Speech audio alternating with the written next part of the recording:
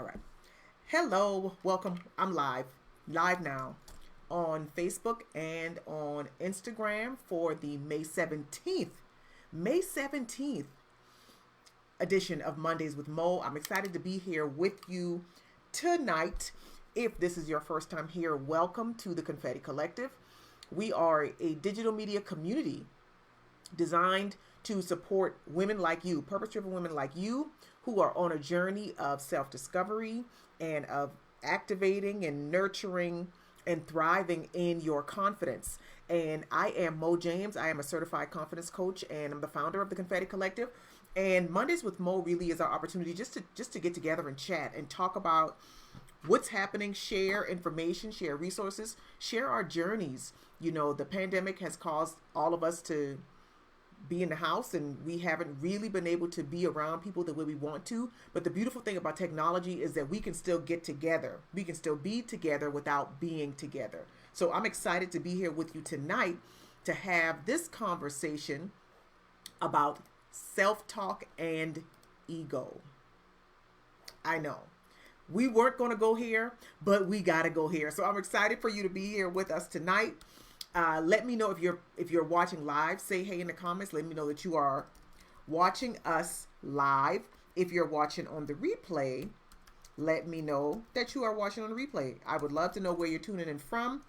I'm going to check just to make sure that I am coming through live the way I want to before we jump into this conversation. So thank y'all so much for tuning in. Welcome to Mondays with Mo. As I said, I'm Mo James, founder and certified confidence coach here at the Confetti Collective. Everything we do is about confidence. Everything we do is about confidence. I believe that confidence is a building block to a big, beautiful life. And there are pieces or aspects of confidence that we get to work on and we get to nurture that support our big, beautiful lives. So I want to talk today about self-talk. Self-talk is one of those areas, one of those 9 areas of confidence. If you follow us on Instagram, we have been talking specifically about self-talk for most of the month. I decided that I wanted to have more of those conversations where we break down so many of those pieces of confidence so that you, the women that make up our community, know what you want to be working toward. It's one thing to believe or to think that confidence looks a certain way, right? We've been sold a bill of goods. Society conditions us to believing that the person who's the loudest in the room is the most confident one, or the person who looks a certain way is the most confident one. That's not the case. Confidence looks different on every woman, but making sure that all of those areas of confidence are being nurtured and being allowed to bloom is key. So what I want to talk about tonight is self-talk as one of those areas of confidence that we all get the opportunity to work on. Hey, Shells, thanks for tuning in. I appreciate you. So let's talk about self-talk first. I want to define self-talk, and then we're going to get into what ego has to do with self-talk. So self-talk is the words that are on repeat in our minds. I like to say that our words, whether they're spoken or whether we hear them up here, they have the power to do hurt, to harm, to help, and to heal. Hurt, harm, help, and heal. Our words have the power to do all of those things in our lives.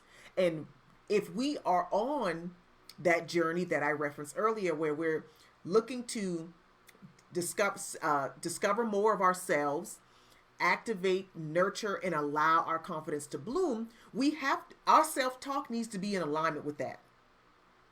We have to work on that area as well, because everything that we're hearing, that we're saying, creates our lives. Take a look at your life right now. Think about everything, the relationships, the spaces that you're in, the conversations that you're having, everything that you exist in, that exists around you, is a result of your self-talk. Everything.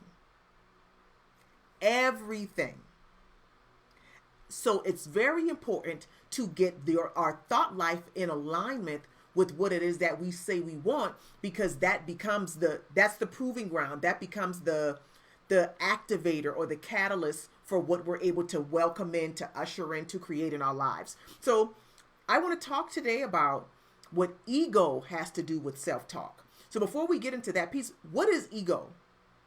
When we hear the word ego, we usually think of certain things. We get images of people in our minds, right? In our group, Confident Women Do It Better, the post earlier today had a gif of Kanye, because a lot of people, when they think of ego, they think of Kanye, right? We think that ego looks like somebody thinking more highly of themselves than they ought to, right? That's what we think about as ego. Ego is the source of our self-worth. The thing is, for a lot of us, I'll say it this way. For a lot of us, the ego that we carry, that we have right now in adulthood, was actually developed in our childhood. That the ego that we are walking around with in our 30, 40, 50, 60 through year-old bodies was developed in childhood. It was formed as a result of beliefs that came from ideas that were planted in us from our parent figures. It came from the other people around us. It came from experiences. It came from our communities. The thing, though, ego comes from things that we live through, experiences that we live through. So here's the thing. Ego it's not made up. It's not things that we imagine. A lot of times it comes from what we lived through, what we ourselves experienced. And because we experience certain things, ego kicks in and starts to paint our entire world with the same brush of the experience that we had. Ego is often formed when we're in survival mode. Some of us have lived through some things, okay? Some of us have come through a lot to get to where we are. And as a result of those experiences, whether they were big T traumatic or little t traumatic, we formed beliefs and ideals that make up our ego that actually created a disconnect during that time. Those traumatic experiences, big T trauma, little t trauma, created responses in us that created some type of disconnect. And that's what our ego is working to preserve. So, ego, like I said, formed in childhood, oftentimes developed as a result of experiences with people, with places, with things. And we usually think of ego as narcissism. That's one way ego could show up. But ego shows up in any way where we are externalizing what we feel internally as uncomfortable. So when you think about the narcissist, everybody has dealt with a narcissist in their life. We know that a narcissist is secretly insecure, but they are unable to deal with the discomfort and can process the insecurity. So instead they project what is internally uncomfortable, they project it outwardly. That's what ego does, because our ego has one job. The one job of our ego is to protect our inner child. Remember what I said.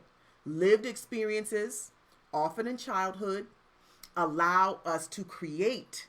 It creates the atmosphere where our ego gets to show up to protect our inner child. And it does that by keeping us in familiarity. Keeps us safe. Keeps us in places that are familiar and that are predictable, because it's in that familiarity and that predictability that it finds safety. It's all about protecting the inner child, keeping the inner child safe, staying in safety. So here's the thing. Here's what we don't often talk about. We don't often hear people talk about when we're talking about ego. Ego is always looking for a reason to activate. Ego is hypervigilant, always looking for a reason to show up. Ego does not compromise. Ego does not show compassion. Ego doesn't show grace because the one job is to keep our inner child safe. And I'm using safe in quotations, to keep our inner child in a place of predictability and familiarity. So with that, ego does not consider nuance. Ego doesn't consider flexibility. And ego is constantly sending us messages to play it safe. And those messages come through in our self-talk. So that's the connection. We've lived through experiences in our childhood, or maybe early adulthood, adolescence even. Those experiences created stories in our minds that allow our ego to show up to protect the inner child. And because ego is not to be messed with, ego is constantly waiting, looking for a reason to show up. Constantly looking for a reason to show up. Always ready, always on the go, never sleep, never stopping. So when somebody like me or any of the other people that I'm sure you all follow, show up and start to talk about different ways of being and new ways of doing things, what do you think ego does? Ego is like, pump your brakes, sis. We're not doing that. We don't know what that is. Stay away. That's the self-talk that we hear in our minds. Shells on Instagram says a lot of perfectionism from my ego. Listen, you are very aware, Shells. Very aware. So ego, when it's activated, shows up in our self-talk. Our self-talk is that unconscious inner narrative. And without any intervention, if we don't do anything about it, our self-talk is the voice of our ego. The words that we constantly hear in our minds on a loop is the voice of our ego, whose job it is to keep us in predictability and familiarity. It's a stream of thoughts that are constantly repeating, constantly repeating, constantly repeating. And that what ego wants us to remember is unfamiliar, is scary. We're not doing that. Ego will tell us, even if this is painful, at least it's predictable. Even if this hurts us, at least we know what to expect. So we will resist doing what the lady on Facebook or on Instagram said to do. We will resist that because we can't predict what's going to happen on the other side. Anything that ego encounters that disagrees with that inner narrative, resistance gets thrown up. Anything that contradicts the thoughts that you might be thinking about yourself, the thoughts that you may not even be willing to admit. I don't deserve love. I'm not considered. I have to sacrifice myself. I have to give everything to everybody. I'm not worthy of self-care. I'm not worthy of healthy relationships. All of those things that are constantly on loop in our heads. I can't trust people with my feelings. All of those thoughts are constantly on repeat. And what happens is you go to a seminar or you tune into a live broadcast or you listen to a podcast and you hear the speaker speaking your life. The speaker is telling you things about yourself that you are like, yes, yes, and yes, I want that. I deserve that. You say it out loud. But the inner narrative, fueled by ego, is doing its damnedest to keep you in what's familiar. The inner narrative is raising up so loud and is telling you, you can't do that. You don't deserve that. Remember what happened the last time? That inner narrative, that self-talk is so powerful. And it's counting on us being unaware. That inner narrative will say, well, yeah, I mean, they make you feel horrible about yourself. Maybe they even beat you, but at least this is predictable. You don't know what's going to happen out there if you try to go off on your own. Maybe they treat you badly, but at least you know what to expect. That right there is how ego, when she is unchecked, can show up in your self-talk and work against everything that you are praying for, that you are dreaming about, that you are writing in your journal, that you are collecting affirmations to do. Everything that you are outwardly doing, thinking that you are working in one direction, if it's unchecked, your self-talk, fueled by your ego, will be poking holes in your boat.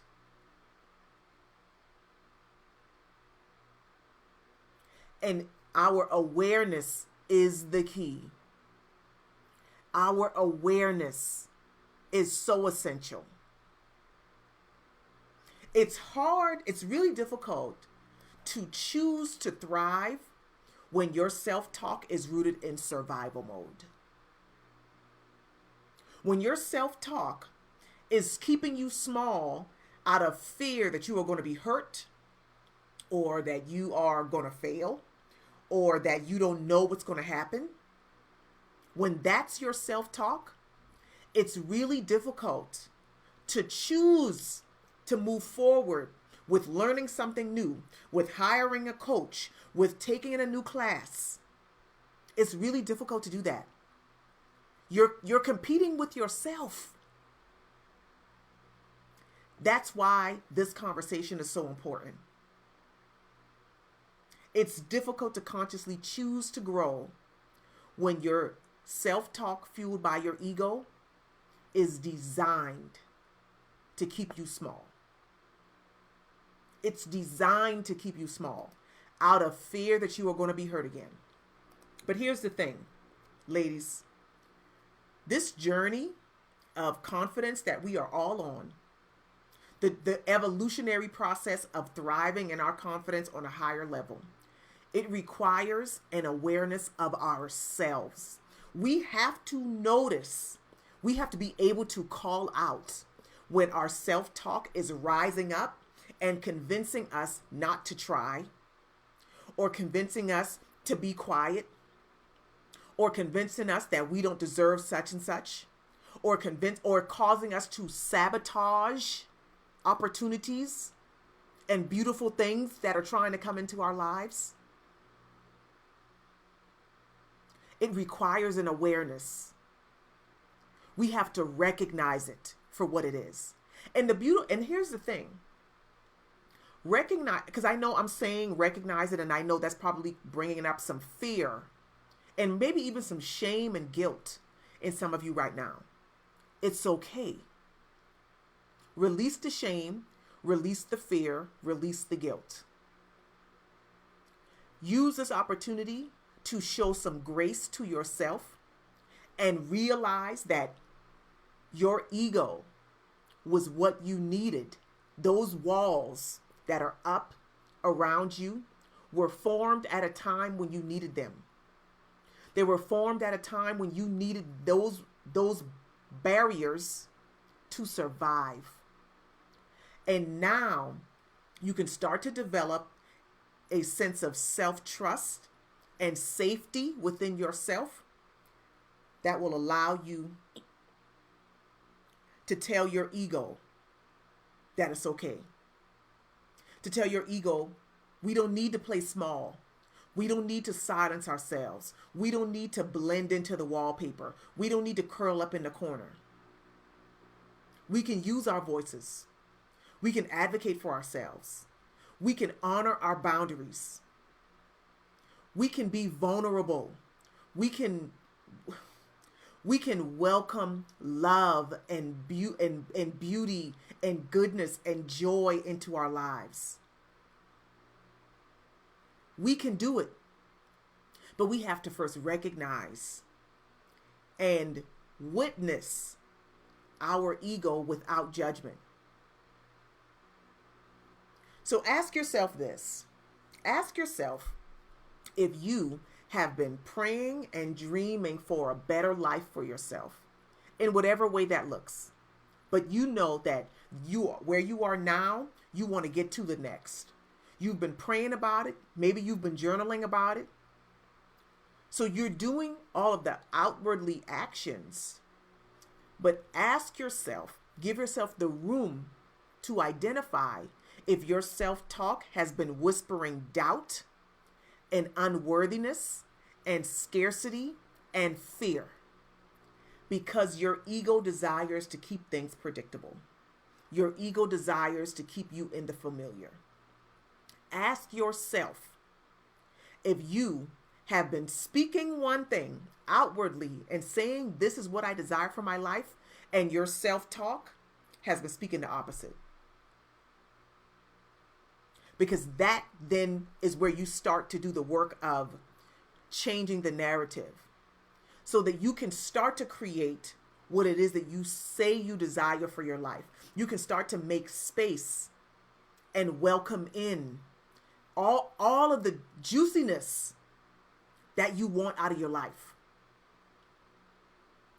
But you have to recognize that, for one, no shame, no guilt on the ego. That was what you needed at the time.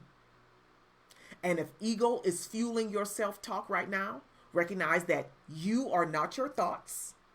And your thought, just because you think a thought, that doesn't make it true. It doesn't mean it's true.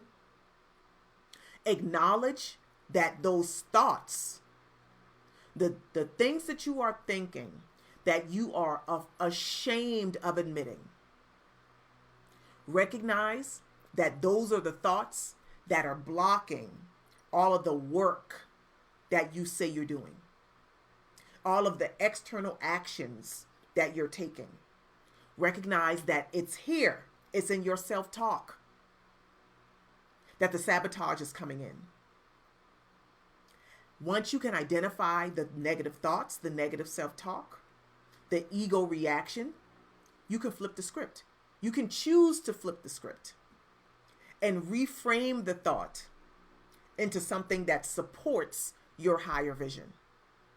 If your self-talk is telling you you don't deserve that, or you can't trust people in relationships, because remember that time when you showed so and so your heart and they used it against you?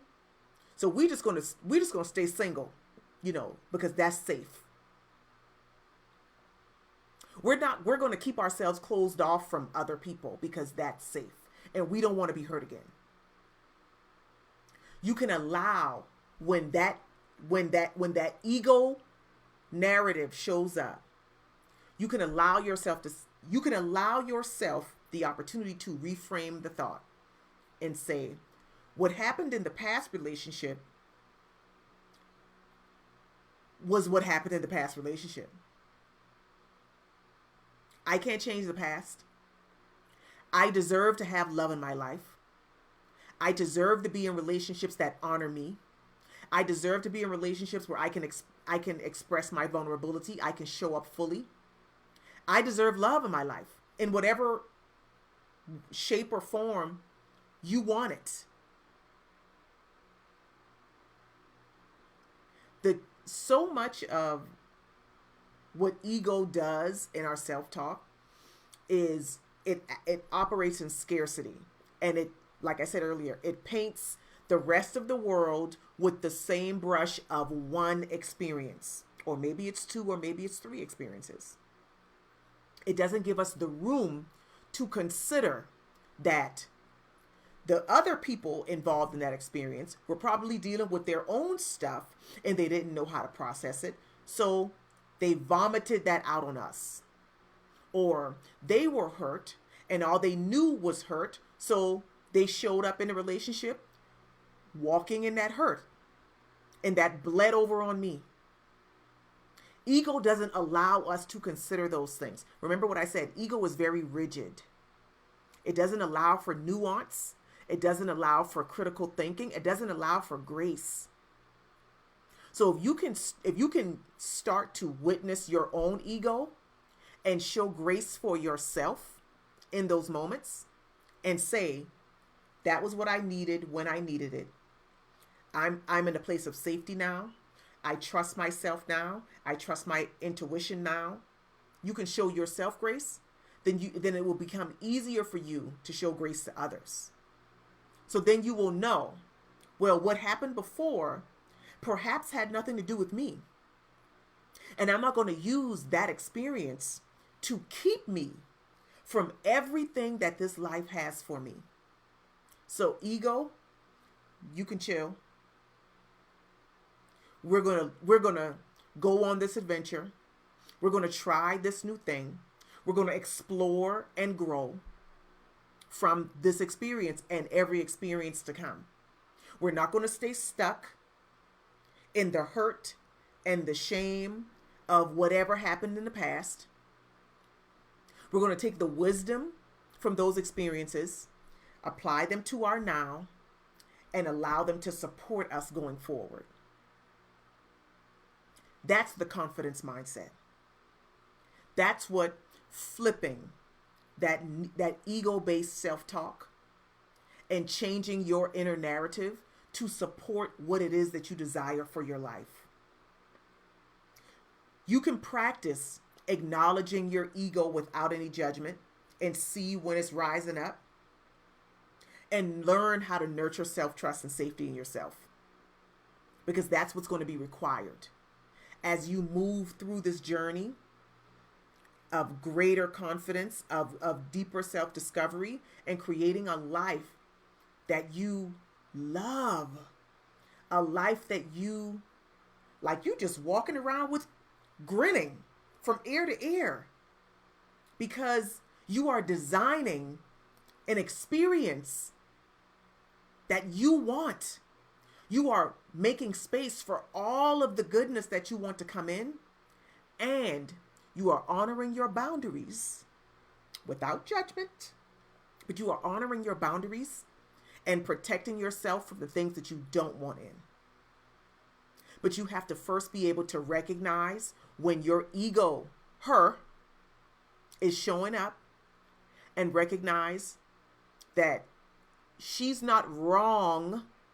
She's trying in a misguided way sometimes to keep you from getting hurt, or to keep you in a space that is familiar because it's predictable. It's not uncertain.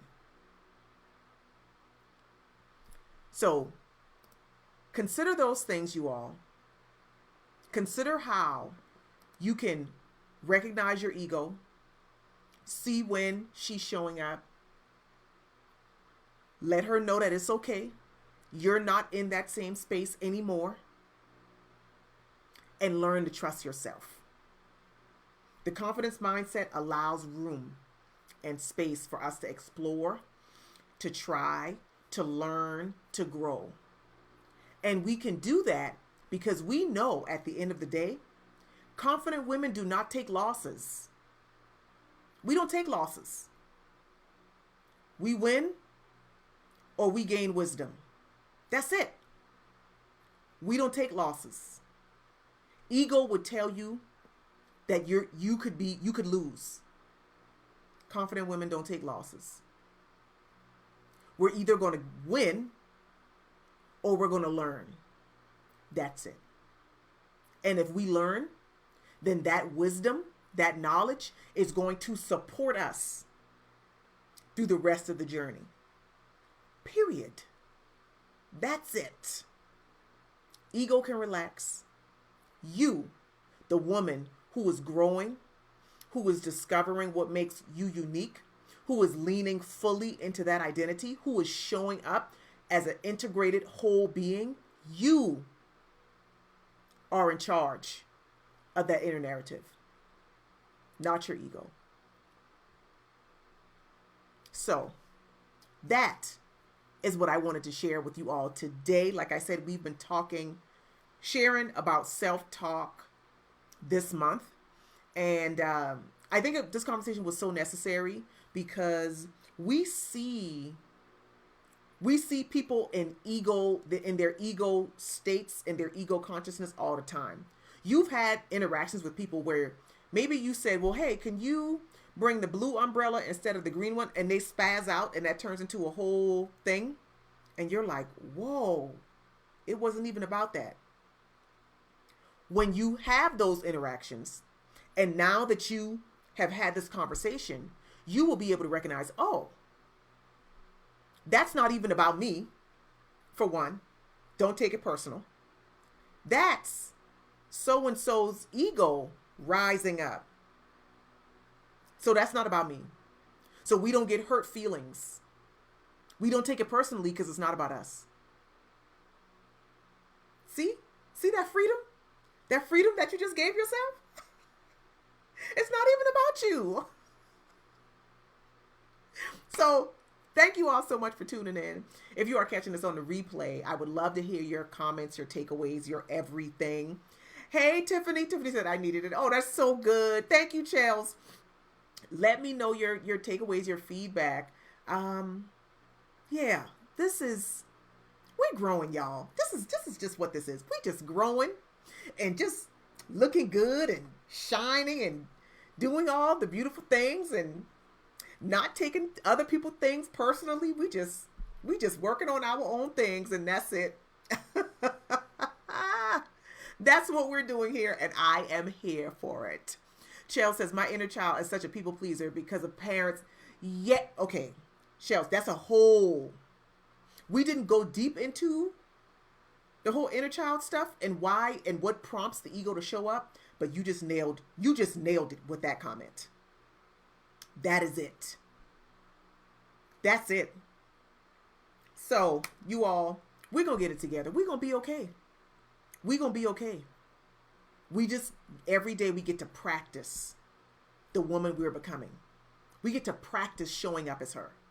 And when you think about it in that way, when you think about it as, oh, I'm practicing this, that releases you from the pressure to be perfect and gives you the grace to learn.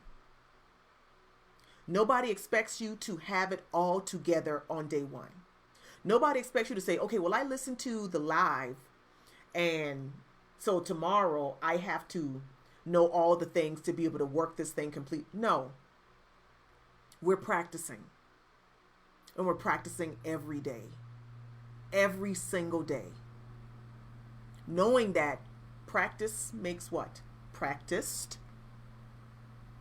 We just get to keep practicing every day we show up. Practice who you are becoming. Practice witnessing when your ego shows up.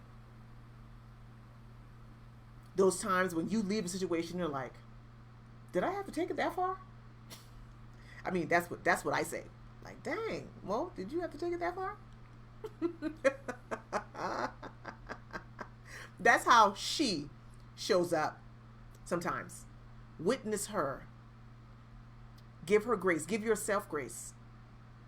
And acknowledge that you can do differently the next time. With this knowledge, with this wisdom, you can do differently. I've been researching the type of attachments related to what my inner child needs. Oh, wow. Listen. You're already on this journey, Tiffany. You are doing it already. And it shows. And not that we do it because we want people to see it. We do it because it's what we need.